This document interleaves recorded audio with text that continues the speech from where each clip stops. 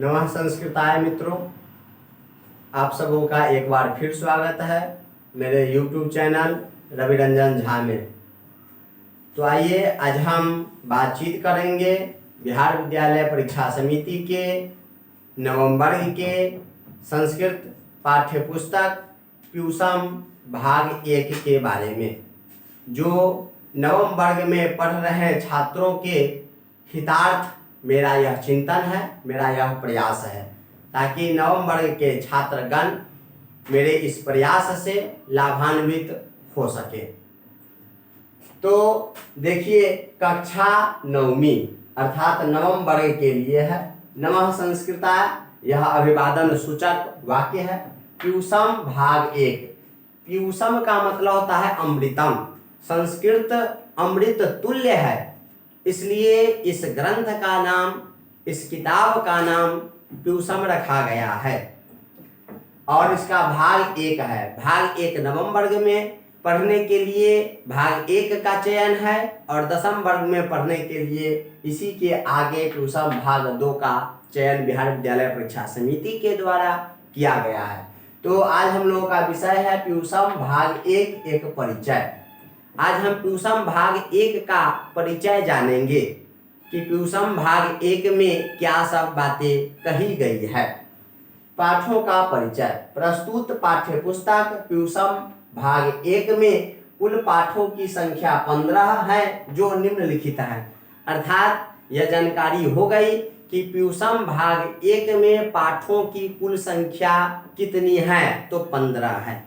जिज्ञासा होती है कि 15 पाठ हैं, तो 15 प्रकार के पाठ का वर्गीकरण किस प्रकार किया गया है, ऐसी जिज्ञासा होती है। तो इस जिज्ञासा के समाधान के लिए, इस जिज्ञासा को शांत करने के लिए दूसरा पॉइंट कहता है कि प्रस्तुत 15 पाठों को 4 विधाओं में बांटा गया है, जो इस प्रकार है। यानी इस 15 प्यूसम भाग 1 में जो कुल संख्या पाठों की 15 है, उसको 4 प्रकार के विधा में बांट दिया गया है। कौन कौन विधा है? तो पहली विधा है पद्यात्मक पाठ, दूसरी है कथात्मक पाठ। कथात्मक पाठ को ही गद्यात्मक कहते हैं। और तीसरी है संवादात्मक पाठ, संवादात्मक।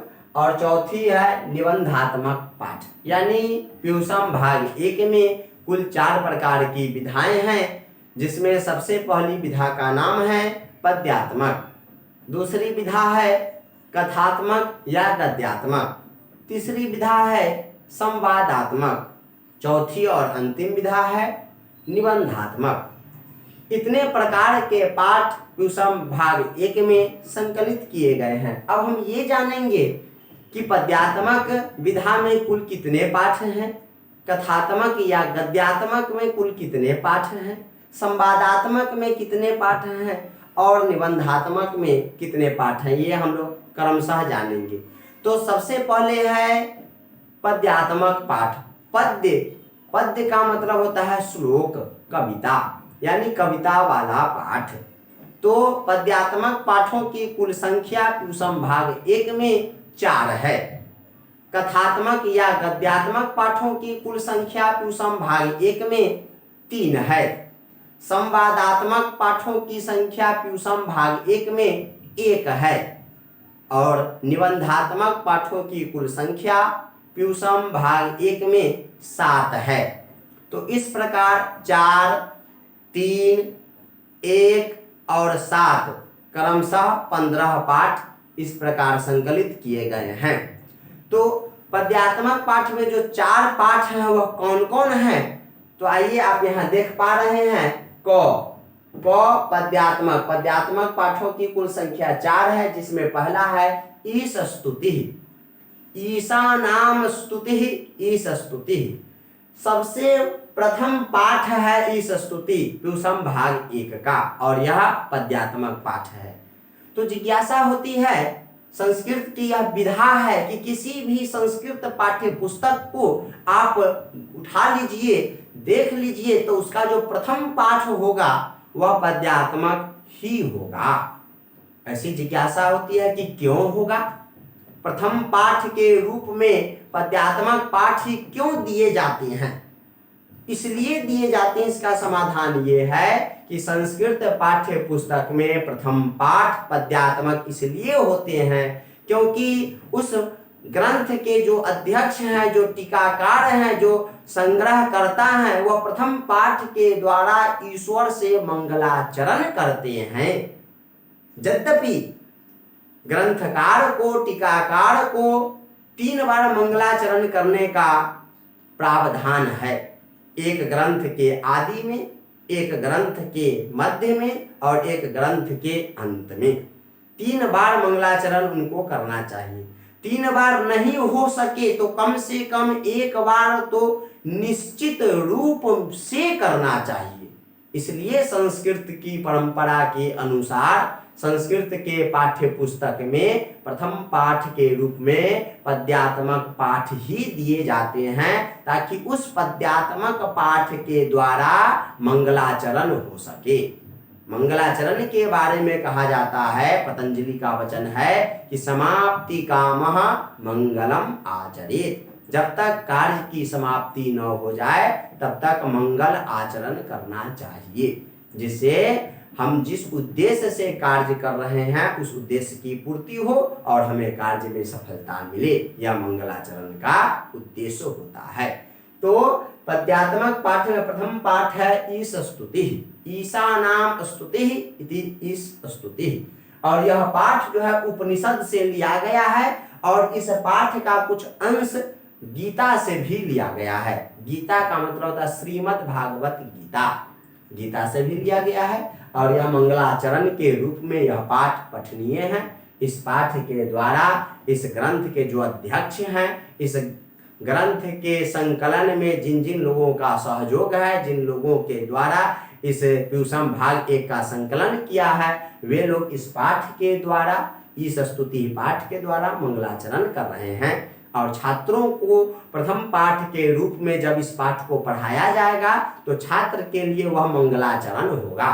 छात्र मंगलाचरण के रूप में इस पाठ का अध्ययन करेंगे, पढ़ेंगे। और चूंकि नवम वर्ग के छात्रों में उतना ज्ञान का अभाव होता है कि वह अपने मन से मंगलाचरण कर सके, इसलिए इस पाठ को प्रथम पाठ के रूप में दिया गया है ताकि जाने अनजाने में छात्र इस पाठ को पढ़ेंगे तो उनसे मंगलाचरण हो जाएगा और उस मंगलाचरण का पूर्ण फल छात्रों को मिल सकेगा। इसलिए ग्रंथकार अध्यक्ष महोदय इस पाठ को प्रथम पाठ के रूप में चयन किए हैं पद्यात्मक पाठ में। तो प्रथम पाठ हो गया ईश स्तुति, यह उपनिषद से लिया गया है और इस स्तुति का कुछ अंश श्रीमद् भागवत गीता से लिया गया है। दूसरा है यक्ष युधिष्ठिर संवादः। यक्ष युधिष्ठिर संवादः पद्यात्मक पाठ का दूसरा पाठ है। यह वन पर्व से लिया गया है। महाभारत में कुल 18 प्रकार का पर्व है, जिसमें पहला है आदि पर्व, दूसरा है सभा पर्व, तीसरा है वन पर्व। तो यह पाठ जो है यक्ष युधिष्ठिर संवाद, यह पाठ वन पर्व से लिया गया है। अब ये मत सोचिएगा कि इसमें संवाद शब्द आया है इस पाठ में, यक्ष युधिष्ठिर संवाद, इसमें संवाद शब्द आया है, तो ऐसा नहीं है कि संवाद शब्द आने से यह पाठ संवादात्मक हो जाएगा, ऐसी बात नहीं है। यद्यपि इसमें संवाद ही हो रहा है यक्ष और युधिष्ठिर के बीच में, लेकिन वह संवाद पद्य के रूप में हो रहा है, गद्य के रूप में नहीं हो रहा है, पद्य के रूप में हो रहा है। और उस संवाद को प्रस्तुत करने वाले, उस संवाद को हम तक पहुंचाने वाले पद्य में पहुंचा रहे हैं, इसलिए यह पाठ जो है संवादात्मक पाठ के श्रेणी में न आकर के पद्यात्मक पाठ के श्रेणी में आएगा। इसलिए यक्ष युधिष्ठिर संवाद यह पद्यात्मक पाठ में 4 पाठों में दूसरा पाठ है, जो वन पर्व से लिया गया है और वन पर्व महाभारत से लिया गया है। तीसरा है नीति पद्यानी। नीति पद्यानी यह जो तीसरा पाठ है पद्यात्मक पाठ का, यह नीति शतक से लिया गया है, जिसके रचनाकार महावैयाकरण भर्तृहरि हैं। भर्तृहरि बहुत बड़े वैयाकरण हुए हैं। और चौथा और अंतिम पद्यात्मक पाठ है विश्ववंदिता वैशाली, जो वैशाली जिला बिहार राज्य में है। तो विश्ववंदिता वैशाली वैशाली जिला के ऊपर एक आधुनिक गीत है जो डॉक्टर वैद्यनाथ मिश्र जी का है। डॉक्टर वैद्यनाथ मिश्र जो लालगंज के आसपास के गांव के निवासी थे। डॉक्टर वैद्यनाथ मिश्र और संस्कृत भाषा के बहुत बड़े विद्वान थे। तो डॉक्टर वैद्यनाथ मिश्र ने अपने जिला तो लालगंज के आसपास किसी गांव के निवासी थे डॉक्टर वैद्यनाथ मिश्र। उन्होंने विश्व वंदिता वैशाली के ऊपर एक आधुनिक गीत लिखा। उसी गीत को हम लोग विश्व वंदिता वैशाली पद्यात्मक पाठ के चौथे पाठ के रूप में हम लोग पढ़ेंगे। तो ये था पद्यात्मक पाठ में 4 पाठों का परिचय। प्रथम पाठ ईशस्तुति उपनिषद से और गीता से लिया गया है। दूसरा यक्ष युधिष्ठिर संवाद जो वन पर्व से लिया गया है। तीसरा नीति पद्यानी जो नीत शतक भर्तृहरि का है उससे लिया गया है। और चौथा है विश्व वंदिता वैशाली जो आधुनिक गीत है, जो आधुनिक विद्वान डॉक्टर वैद्यनाथ मिश्र द्वारा रचित है। अब आइए पद्यात्मक के बाद है कथात्मक या गद्यात्मक। यहाँ देखिए पद्यात्मक तब कथात्मक, तब कथात्मक ख है, कथात्मक को ही गद्यात्मक कहते हैं। कथात्मक या गद्यात्मक पाठों की संख्या 3 है। और 3 कौन कौन पाठ है इसका परिचय है। लोभाविष्ठा चक्रधरा जो अपरिचित कारक पंचतंत्र से लिया गया है। पंचतंत्र एक नीति कथा का संग्रह है। पंचतंत्र एक नीति कथा का संग्रह है जो श्री विष्णु शर्मा के द्वारा संग्रह किया गया है। और दूसरा है ज्ञानम भारः क्रियाम विना, यह भी जो है अपरिचित कारक पंचतंत्र से ही लिया गया है। और तीसरा है राष्ट्रबोधः, यह आधुनिक लघु कथा है जो आधुनिक विद्वान के द्वारा रचित है।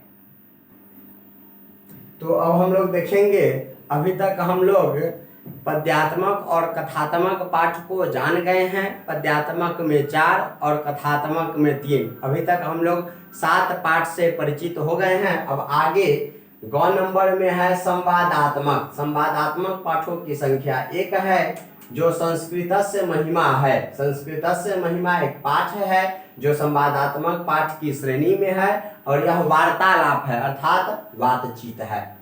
और चौथी विधा है घ नंबर निबंधात्मक पाठ। निबंधात्मक पाठों की संख्या 7 है। 7 पाठ निबंधात्मक कौन कौन है। तो इसमें पहला है चत्वारो वेदा, जो 4 प्रकार के वेद से छात्रों को अवगत कराना।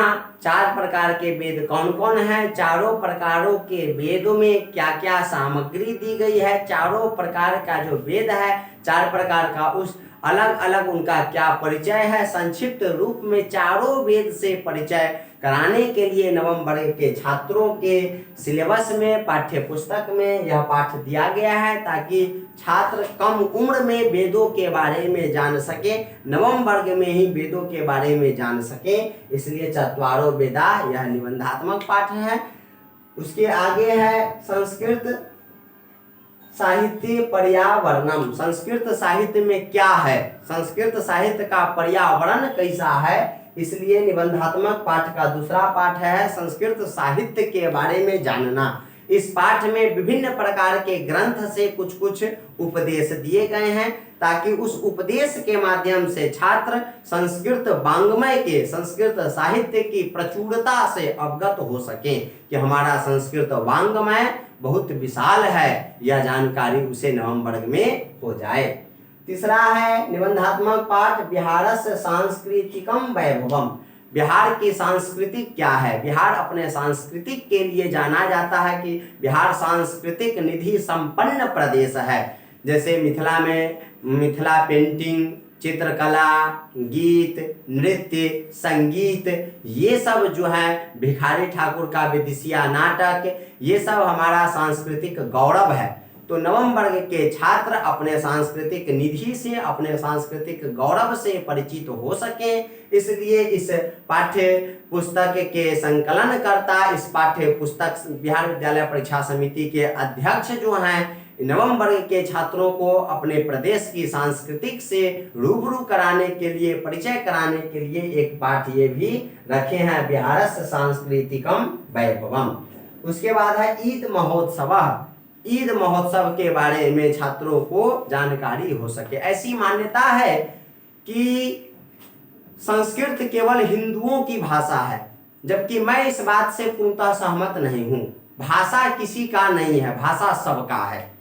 भाषाएं और माताएं अपने बेटे बेटियों से बड़ी होती है और किसी समयाने से बड़ी नहीं होती है। तो भाषा और माता, इस पर सबका अधिकार है और सबका समान अधिकार है। तो ईद महोत्सव जो इसके पाठक हैं वह मुसलमानों का जो पर्व है उसका क्या महत्व है, उसकी क्या परंपरा है, इस बारे में भी जान सके, उनका आदर और सम्मान भी कर सके। इसलिए संस्कृत में ईद महोत्सव नाम का भी एक निबंध संकलित किया गया है। इसके संकलन से, इस निबंध के पढ़ने मात्र से छात्रों को, संस्कृत पाठी छात्रों को उनका भी ज्ञान हो सके। सब आदरणीय है, सब पूजनीय है, चाहे हम अल्लाह के रूप में पूजें, चाहे ईश्वर के रूप में पूजें या किसी के रूप में हम पूजें, सब हमारे लिए पूजनीय है और हमको सबके बारे में जानने का अधिकार है। इसलिए संस्कृत भाषी छात्रों को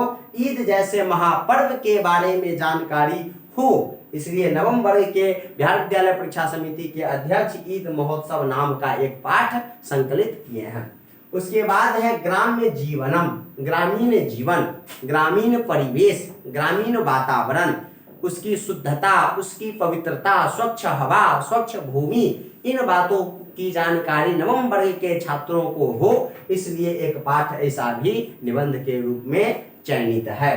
उसके बाद है वीर कुंवर सिंह, महापुरुष के बारे में नवम वर्ग के छात्र जाने, इसलिए एक निबंध वीर कुंवर सिंह के ऊपर भी संकलित किया गया है। और अंतिम है 7वां किशोरा नाम मनोविज्ञानम। किशोरा नाम, किशोरों का, चूंकि नवम वर्ग में पढ़ने वाले छात्र अक्सर किशोर ही होते हैं, कम उम्र में ही 12 साल 13 साल के उम्र में नवम वर्ग में पढ़ते हैं, तो उन किशोरों का क्या मनोविज्ञान है, क्या साइकोलॉजी है, इसके विषय में वह अपने बारे में स्टडी कर सके, सेल्फ स्टडी कर सके कि मैं कौन हूं, मैं क्या करता हूं, हमारा चरित्र क्या है, किसी दूसरे के माध्यम से अपने बारे में जान सके। इसलिए एक ऐसा भी पाठ समिति के द्वारा चयन किया गया है। इसके संकलन से छात्र अपने बारे में जान सकेंगे।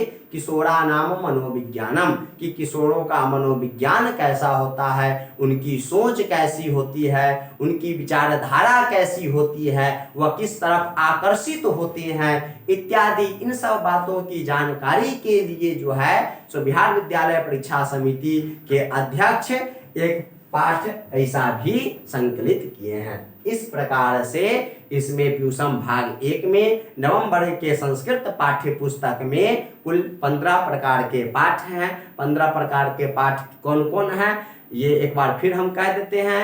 नवम वर्ग संस्कृत पाठ्य पुस्तक प्यूसम भाग 1 में कुल पाठों की संख्या 15 है, जिसमें 4 प्रकार की विधा है। पहली विधा है पद्यात्मक पाठ, पद्यात्मक पाठों की संख्या 4 है। दूसरी विधा है कथात्मक या गद्यात्मक पाठ, कथात्मक या गद्यात्मक पाठों की संख्या 3 है, तो 4 और 3 7 हो गया। तीसरी विधा है संवादात्मक पाठ, संवादात्मक पाठों की संख्या 1 है, तो 7 और 1 8 हो गया। और चौथी अंतिम विधा है निबंधात्मक पाठ, निबंधात्मक पाठों की कुल संख्या 7 है, तो 8 7 15 हो गया। इस प्रकार नवम वर्ग के संस्कृत पाठ्य पुस्तक प्यूसम भाग 1 में पाठों की कुल संख्या 15 है। बहुत बहुत धन्यवाद, आभार। अब हम प्रथम पाठ इस स्तुति के बारे में अगले वीडियो में चर्चा करेंगे। तब तक के लिए नमः संस्कृताय।